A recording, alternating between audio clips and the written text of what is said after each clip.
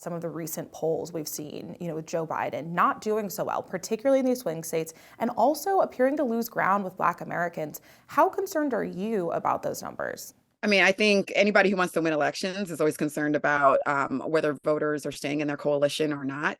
And I think every strategist is going to be thinking about ways to get in touch and engage with Democratic voters going into next year, or potential folks who align with them on the issues. I think what's going to be interesting is really the investment in organizing. And that's what won yesterday, right? It was those organizers who were knocking on doors, who are reaching out to voters and making sure that they understood what the election was about and what they needed to, to vote on election day. Do you think the Democrats are leaning enough into this threat of Trump? I mean, I think we've been hearing recently some news that Biden has not been investing in anti-Trump ads.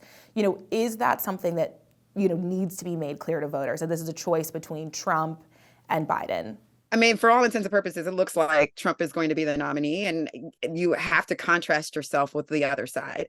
And I think that's how, to some degree, how Democrats can continue to engage the voters who may not be as enthused as they were in 2020, or have the same energy that they did in 2020. I mean, that election was a unique one. We were in the middle of COVID, and of course we had Donald Trump on the ballot. So it was a different time. I think 2024, we're a little bit out of the pandemic. And again, we have to be extremely smart about how we're engaging voters and making sure that we're making the investments to reach them. And I want to shift gears a little bit. I mean, we're kind of seeing the White House go to war publicly with prominent progressive women of color, calling people like Cori Bush out publicly from the White House podium. Are you concerned about how that'll impact the 2024 election, impact voter turnout among these groups? To some degree, yes. A lot of these communities, a lot of the progressive folks who are in Congress, progressive women of color, have organizing backgrounds. These are folks who know how to stand up campaign operations and know how to win elections. And so these are the folks who knock doors. They also speak to a segment of the population that, according to some polls, is slipping away from the president, and that's young people. Last night, one of the things that really stuck out to me is that young people are becoming super voters. This generation of Gen Z and millennials, they've been voting in so many different special elections since the overturn of Roe v. Wade, even since 2016. There have just been a series of special elections and off-year elections where youth turnout has continued to outperform and outpace expectations. And as a impactful voting bloc, they're starting to really feel their power. We are seeing a divide. I mean, Democrats generally would prefer a ceasefire, according to all the polling we're seeing. But this is particularly true among young voters, among voters of color. And the White House is obviously very against this. Is it dangerous for them to be so outwardly against a policy that the people they need to turn out for them are in support of?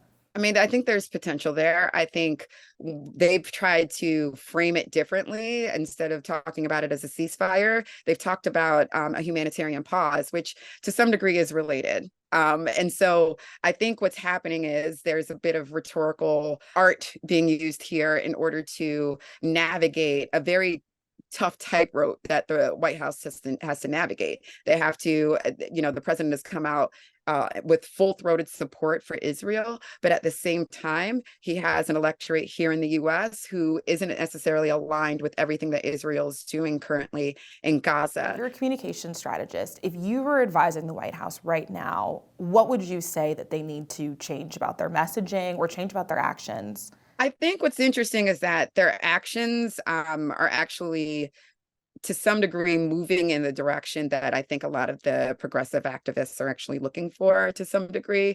They are advocating for a humanitarian pause. They're talking about the international laws of order.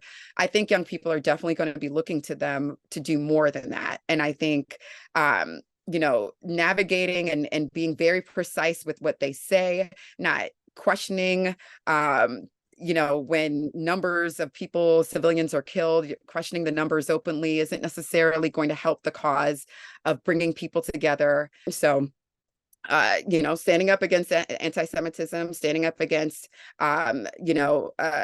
international law violations are super important, and they're going to need to continue to do that and make sure that everybody feels heard.